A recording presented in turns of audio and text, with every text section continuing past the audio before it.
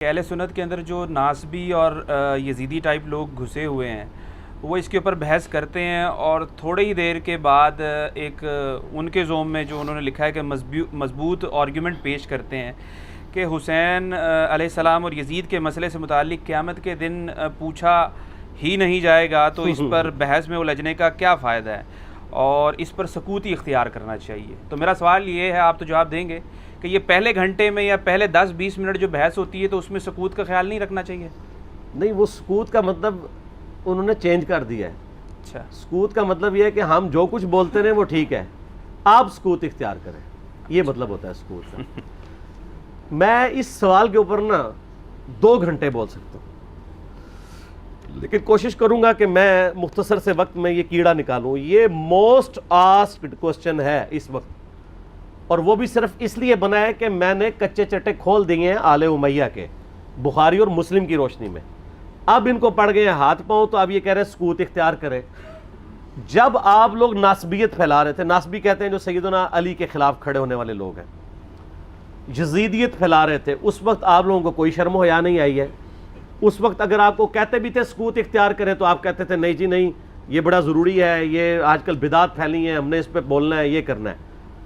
اب جب آپ کو آ کے کسی نے کنفرنٹ کرنا شروع کیا ہے اور آپ کا پورا کچا چٹا کھول کے بخاری مسلم کی روشنی میں یہ ریسرچ پیپر لکھ دیا ہے, 200 احادیث میں نے اس میں جمع کی ہیں, اکثر بخاری مسلم سے, واقعہ کربلا کے پس منظر کے اوپر. یہ کربلا ایک دن میں نہیں ہوئی. اب ان کو پڑ گئے ہاتھ پاؤں اور یہ کہہ رہے ہیں وہ جی ایسی باتیں نہیں کرنی چاہیے. پہلے میں تو الزامی جواب اس کا دیتا ہوں, الزامی جواب پھکی والا, اینٹی وینم, لاجیکل آنسر اس لیے ضروری ہوتا ہے تاکہ دماغ میں ڈرل ہو, کوئی بات اندر داخل ہو. مجھے یہ بتائیں کہ ڈاکٹر ذاکر نائک نے جب 2009 کے اندر یزید کو رضی اللہ عنہ کہا, You said that Yazid, may Allah be pleased with him, that he was ferocious and he was a villain, etc. There's difference of opinion. We're not here to discuss about history, and neither do I want to get a difference in the Muslim Ummah. What we say, there's a difference of opinion between the Sahabas. اس وقت کون کون سے علماء تھے اہل حدیث کے یا دیوبند کے؟ بریلویوں کو بھی تھے لیکن وہ بھی اپنی حاضری لگا رہے تھے, ان کو چھوڑ دیں. شیعہ نے تو بولنا ہی تھا کہ جنہوں نے فرنٹ سے لیڈ کر کے ڈاکٹر ذاکر نائک کو یہ کہا ہو کہ آپ سکوت اختیار کر لیں, کسی نے بھی نہیں کیا, مزہ لے رہے تھے اس کا. ڈاکٹر ذاکر نائک نے جب 2009 میں یہ فتنہ اٹھایا, میں ان کی بڑا احترام کرتا ہوں, آپ کو پتہ ہے میں ان کو پروموٹ بھی کرتا ہوں, علمی اختلاف اپنی جگہ. میں نے جب اس کو کنفرنٹ کیا, اس کو علمی دلائل کے ساتھ جواب دیا, تو یہ سارے ہمارے پیچھے پڑ گئے. یعنی آپ ہمارے سروں پہ جوتیاں بھی مارتے ہیں اور ہمارے رونے پہ بھی بندی لگاتے ہیں. اس کو کوئی نہیں کچھ کہہ رہا. جب ہم نے جواب دیا تو سارے ہمیں کہنے لگے جی آپ سکوت اختیار کر لیں. ڈاکٹر ذاکر نائک کو کسی نے کہا سکوت اختیار کریں؟ اب آج کے بعد نہ کوئی ریکارڈ کرا دے, پچھلے 10 سالوں میں کوئی ویڈیو دکھائیں. 10 سالوں میں نہیں دکھائیں, شروع کے 2-3 سالوں میں, 2009, 10, 11, 12 میں ڈاکٹر ذاکر نائک کا نام لے کے کسی نے کہا سکوت اختیار کریں. تو وہ تو سکوت کا مطلب یہ کہتے ہیں کہ آل امیہ کو آپ ننگا نہ کریں, اہل بیت کی آپ جتنی مرضی گستاخیاں کر لیں, ان کے دشمنوں کو جتنا مرضی بڑھا چڑھا کے بیان کریں, اس پہ یہ راضی رہتے ہیں. تو ان کو تو سکوت نہیں کرواتے, ان کو تو حافظہ اللہ کہتے ہیں, ان کو تو دامت برکاتم عالیہ کہتے ہیں, اور جو جواب دے رہا ہے احادیث کی روشنی میں اس کو کہتے ہیں آپ سکوت اختیار کریں. تو بخاری مسلم کو ہم پھر بند کر دیں؟ میں نے تو اپنی کو بات ہی نہیں کی ہے, میں تو صحیح الاسناد احادیث سے بیان کرتا ہوں. اور دوسرا, صرف اس معاملے میں کیوں سکوت اختیار کریں؟ وہ کہتے ہیں نہیں اس لیے دیکھیں جی کربلا ہو چکی, کام ختم ہو گیا, اثرات تو آج تک ہیں. وہ تو پھر غزوہ بدر بھی ہو چکی ہوئی ہے, تو رمضان شریف میں آپ غزوہ بدر کے اوپر کیوں جمعے پڑھاتے ہیں؟ ختم کریں, غزوہ احد پہ ختم کریں, میلاد کے بھی سب کچھ پروگرام ختم کریں. نبی علیہ السلام پیدا ہوئے تھے, فوت ہو چکے, جنتوں میں زندہ ہیں, لیکن اب دنیا میں تو نہیں ہے. ان چیزوں کو یاد کیوں رکھا جاتا ہے؟ زندہ قومیں اپنے ماضی کے واقعات کو یاد رکھتی ہیں. پھر پورے کا پورا قرآن انسانی تاریخ کے کتنے بڑے بڑے واقعات بتاتا ہے جو ختم ہو چکے ہیں. برادران یوسف فوت ہو چکے ہیں, لیکن آج تک قرآن میں عبرت کے لیے انہوں نے جو کچھ اپنے بھائی کے ساتھ کیا, اور برادران یوسف وہ صحابی ہیں جن کا باپ بھی پیغمبر ہے, بھائی بھی پیغمبر ہے, ڈبل صحابی ہیں. لیکن آج بھی ان کی مثال دی جاتی ہے تو کوئی اسے کوئی یہ نہیں سمجھتا کہ گستاخی ہو گئی ہے. پھر الٹیمیٹلی آ کے تو وہ سورہ بقرہ کی آیات پیش کرتے ہیں, تلک امۃ قد خلت لہا ما کسبت ولکم ما کسبتم. اور ظالمو, اس آیت کا ترجمہ ہی تم لوگوں نے بدل دیا. یہ تو کانٹیکسٹ سٹارٹ ہو رہا ہے کہ یہودی کہتے تھے ہم ابراہیمی ہیں, ہمیں ابراہیم کی نسبت کام آ جائے گی. تو اللہ نے فرمایا تلک امۃ قد خلت, وہ بڑی نیک امت تھی, وہ تو جا چکی ہے. لہا ما کسبت ولکم ما کسبتم, ان کے لیے ان کے نیک اعمال ہیں اور تمہارے لیے تمہارے نیک اعمال ہیں. لہا ما کسبت ہے, علیہا کے ساتھ نہیں ہے. علیہا ہو تو ان کی گناہ کا وبال ان پہ, تمہارے گناہ کا وبال تم پہ. ان نیکیوں کے لیے بات ہو رہی ہے کہ کسی پرانے بزرگوں کی نیکیاں تمہارے کام نہیں آئیں گی. یہ نہیں بات ہو رہی کہ پرانے بزرگ اپنی برائیاں ساتھ لے گئے اور تم بھی اپنی برائیاں ان کو چھوڑو, ان کو ڈسکس ہی نہ کرو. یہ قرآن بات کیسے کر سکتا ہے؟ قرآن تو خود پرانوں کی غلطیوں کو ڈسکس کرتا ہے عبرت کے لیے. تو ترجمہ ہی بدل دیا. یہ یہودیوں کو ٹانٹ کیا گیا تھا کہ تم ابراہیمی ہونے کا دعویٰ کرتے ہو اور کہتے ہو ابراہیم کی نسبت ہمیں کام آئے گی, ان کے نیک مال تو وہ ان کے نیک مال ان کے لیے تھے. ہم ویسے کر رہے یہی ہیں, یا اللہ جو کچھ بھی ہے تیرے محبوب کی امت سے ہے. اس کے لیے, اس کو کنڈیم کرنے کے لیے تھا. انہوں نے پکڑ کے اس کا ترجمہ ہی بدل کے اور ہی مطلب اس میں سے نکال دیا. تو پھر اللہ تعالیٰ کی طرف سے بھی بندے چھوڑ دیے جاتے ہیں نا ایسے لوگوں پہ. پھر جو جھوم جھوم کے کہتے ہیں کہ نہ میں وابی نہ میں بابی, میں ہوں مسلم علمی کتابی. آؤ علمی کتابی بات کرو. تو ان سے یہ پوچھیں کہ یہ جو آپ دفاع صحابہ کانفرنسز کرتے ہیں, تو قیامت والے دن آپ سے پوچھا جائے گا کہ آپ نے صحابہ کرام کے دفاع کے اوپر کانفرنسیں کرنی ہے کہ نہیں؟ کیوں نہیں ہے کسی حدیث میں, آیت میں؟ نہیں. تو کیوں کر رہے ہیں؟ تو وہ کہیں گے ہاں پوچھا جائے گا. تو ہم بھی کہتے ہیں ہاں پوچھا جائے گا, بالکل پوچھا جائے گا. سورہ تکاثر میں آتا ہے نا, ثم لتسألن یومئذ عن النعیم, پھر اس قیامت کے دن تم سے ہر نعمت کے بارے میں پرسش ہوگی. کیٹیگوریکل ہے. جس کو اللہ نے علم دیا ہے نا, یہ اس کے پاس نعمت ہے, اس کے بارے میں پوچھا جائے گا علم آگے تک پہنچایا کہ نہیں, اور نہیں پہنچایا ہوگا تو لعنتی ہوگا وہ. یہ آیت ہے سورہ بقرہ کی, میں نے ریسرچ پیپر کے اوپر لکھی ہے سٹارٹ میں, 159 اور 160. ان الذین یکتمون ما انزلنا من البینات والہدی, بے شک وہ لوگ جو چھپا لیتے ہیں ان روشن اور ہدایت کی چیزوں میں سے جن کو ہم نے لوگوں کی ہدایت کے لیے اپنی کتاب میں بیان کیا, ایسے لوگوں پر اللہ کی لعنت ہے اور تمام لعنت کرنے والوں کی لعنت ہے.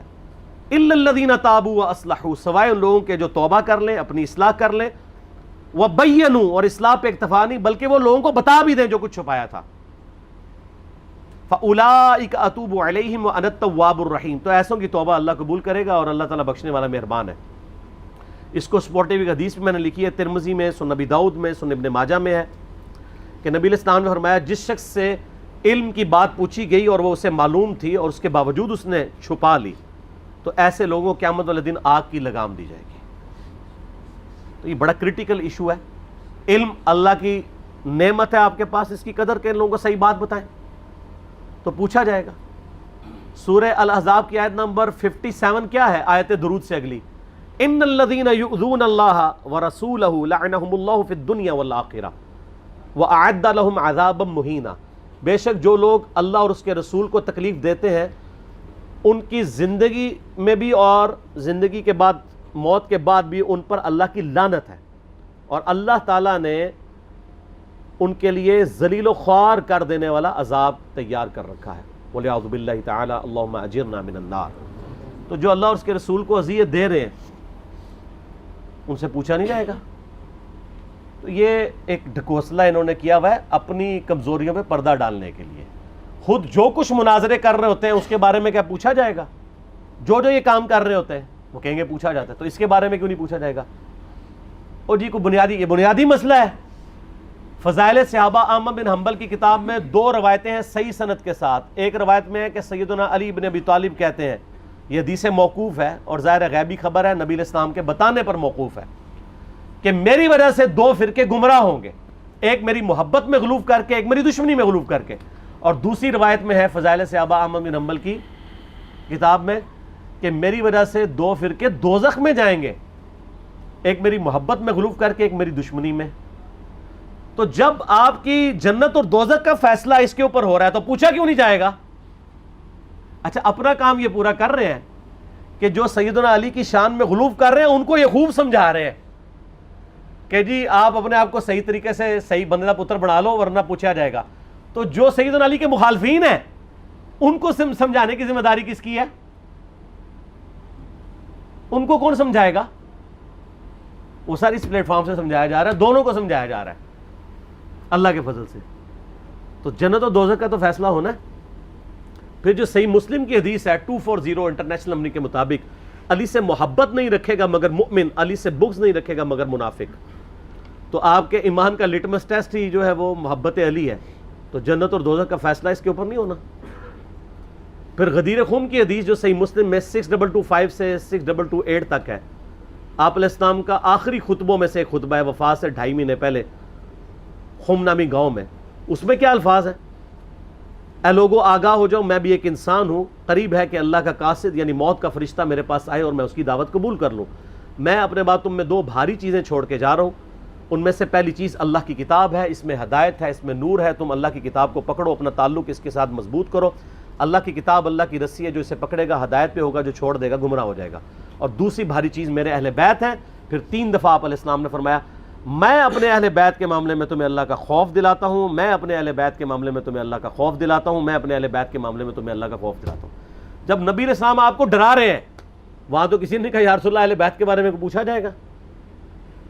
پھر المستدرک حاکم میں صحیح سند کے ساتھ حدیث ہے انٹرنیشنل نمبر کے مطابق 4712 کہ نبی علیہ السلام نے فرمایا اگر کوئی شخص پوری زندگی حجر اسود اور مقام ابراہیم کے درمیان نمازیں پڑھتا رہے اور روزے رکھتا رہے اور قیامت والے دن اللہ سے اس حال میں ملاقات کرے کہ ہم اہل بیت کا بغض اس کے دل میں ہوا, تو اللہ اسے ضرور دوزخ میں داخل کرے گا.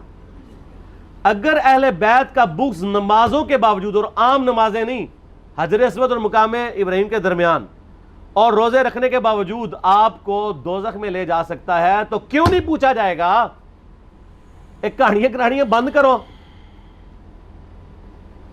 اصل میں ان بیچاروں کا بھی قصور نہیں, ان کے بڑے بزرگ بھی ان کو کہانیاں کراتے رہے.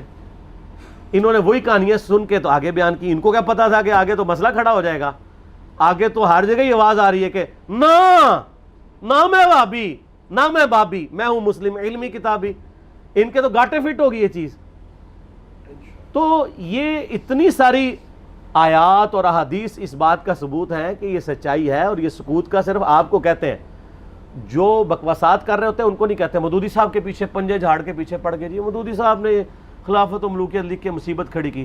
اور بھائی جو آپ کے روحانی ابا جی محمود احمد عباسی صاحب منکرین حدیث میں سے تھے, جنہوں نے خلافت معاویہ اور یزید کتاب لکھ کے سیدنا علی کی گستاخیاں کی, حسین ابن علی کی گستاخیاں کی علیہم السلام, اس کے جواب میں خلافت و ملوکیت آئی ہے. کہتے نہیں ایویں لکھ دی, ایویں نہیں لکھی, جواب میں لکھی ہے. اور پھر سعودیہ کی فنڈنگ کے بعد یہاں پہ لوگوں نے جب حسین ابن علی کو نیچے کرنا شروع کیا اور یزید کو اوپر اور یزیدی پارٹی کو اوپر کرنا شروع کیا, تو پھر 5B آ گیا. آپ دیکھیں کبھی بھی انیشیٹو اہل بیت کے چاہنے والوں کی طرف سے نہیں لیا جاتا. یہ تو ہم جواب والی سائڈ پہ بیٹھے ہوتے ہیں, ہمیشہ یہ پنگا لیتے ہیں, ہم جواب دیتے ہیں. جب جواب دیتے ہیں ان کی ہوتی ہے ٹھکائی, پھر یہ کہتے ہیں سکوت اختیار کر لیں. سمجھ آ گئی آپ کو پوری گیم؟ یہ سکوت کا بات یہ کرتے ہی اس لیے ہیں کہ ان کی ہوتی ہے ٹھکائی. ان کو تو یہ حدیثیں ہضم نہیں ہوتی ہیں. اب یہ اپنے عوام کو منہ نہیں دکھا سکتے, پھر ان کو بڑی مصیبت کھڑی ہو جاتی ہے کہ اب کیا کریں, کس طریقے سے اب قابو کریں. تو آخری حال یہ ہے سکوت اختیار کر لیں. سکوت آپ لوگوں نے تو کوئی نہیں اختیار کیا ہوا. آپ کے سامنے جب صحابہ کرام کی توہین ہوتی ہے تو آپ کیوں شیعہ کو سمجھاتے ہیں؟ سکوت اختیار کریں نا. کون سا آپ سے قیامت دن پوچھا جائے گا؟ یہ میں الزامی طور پہ بات کر رہا ہوں. اور آپ کے بڑے بزرگ سیدنا علی اور حسین ابن علی کی گستاخیاں کریں, ان سے اپنے بغض کا اظہار کریں, جب ہم ان کو سمجھائیں تو ہمیں کہتے ہیں آپ سکوت اختیار کریں. تو سر یہ 2 نمبر پالیسی چھوڑ دیں. میں نے پہلے بھی ان کو کہا ہے کہ لوگ گھاس کھانا چھوڑ چکے ہیں. پہلے لوگوں کو آپ نے بے زبان بھیڑے بنایا ہوا تھا, اب لوگوں کے ہاتھ میں قرآن و حدیث آ گیا. اور اس ریسرچ پیپر کے بعد تو یقین کریں ان کے پلے کوئی شے نہیں رہی ہے. یہ ریسرچ پیپر آپ ضرور منگوا کے پڑھیں, ایکسٹرا آرڈنری ریسرچ پیپر ہے. انشاءاللہ آپ کو معاملات کلیئر ہو جائیں گے انشاءاللہ تعالی. ٹھیک ہو گیا.